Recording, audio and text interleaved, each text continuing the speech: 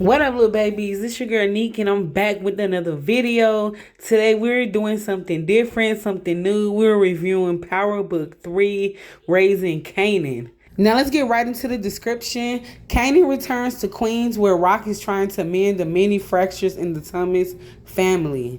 As Rock expands her empire, Kanan doubts his future in the drug game. Meanwhile, Detective Howard is released from the hospital.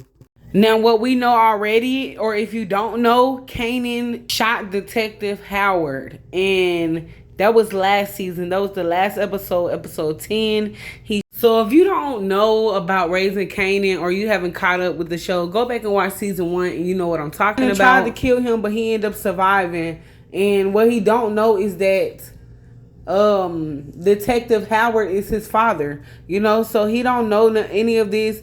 I wonder how he's gonna feel when he finds out that that was his dad that Rock tried to go and have him go after. I wonder how he's gonna feel about that. So Rock is expanding her business. Her business is growing right now. They're making about $75,000 a day. The whole neighborhood has changed. Kanan is looking around like, what's going on? What's happening? But he doesn't know that his mom has dominated the game right now, and she's the dominatrix around all of these men, and she's coming to shut shit down. She's not playing.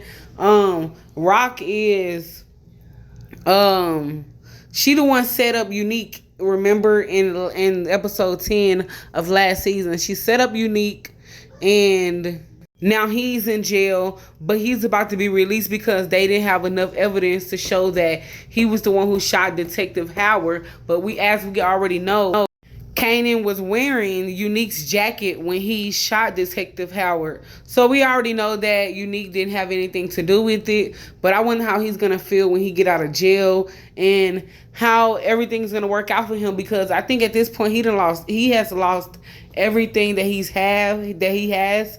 And as far as a connect, his people in the street, his street corners, he's losing all of that. And speaking of him losing his people, Rock is trying to get his number one right-hand man, which is Warrell, on their team, because she just feel like it would be an advantage, but you already know Warrell and Lulu already had their beef. So it's like, is that really gonna work out? Because things could go all types of ways. People, you just never know how things could go, especially in that type of game. It could go any type of way. So no, I don't think Warrell and Lulu is going to work out. I don't think that that partnership is going to work out with those two. But it might, especially because Lulu wants Marvin to run the 40s and to be over Warrell. And I understand him, because after them almost killing each other, I mean, that actually makes sense, But Rock, she don't really care. She want to put Lulu in danger, basically, because she's not thinking about that part, but she's really trying to put him in danger, because ain't no way I'm gonna be teaming up with a nigga that tried to shoot me. It ain't gonna happen. Now let's get into Detective Howard. Detective Howard has been released from the hospital, and the doctor is saying that he could have some type of amnesia. He might not remember anything from the shooting and who shot him. So, but as we know already, he is not suffering from amnesia. He actually does remember who shot him.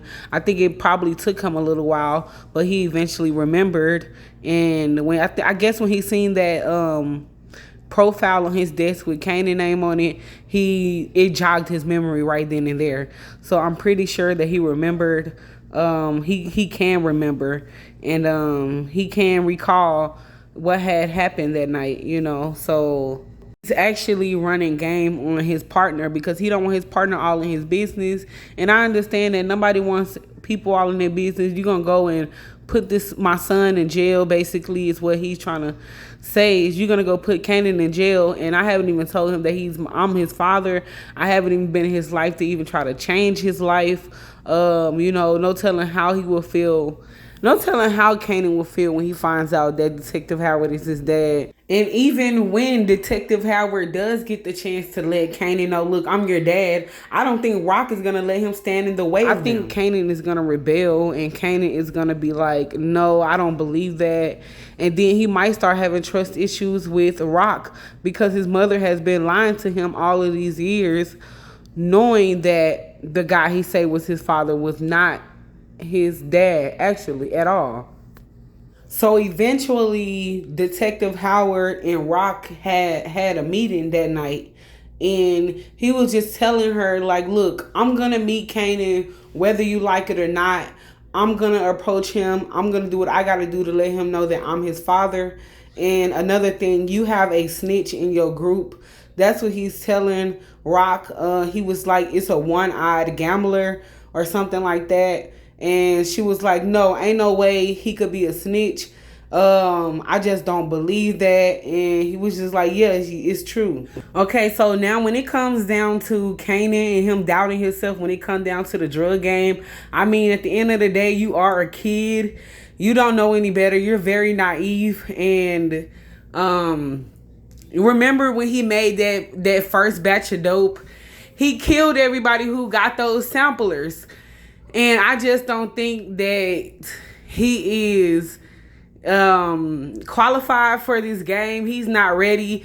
Maybe he just needs to sit back, watch a little bit, observe, and maybe he will be ready for the game sooner or later. But now he is just not ready for the game.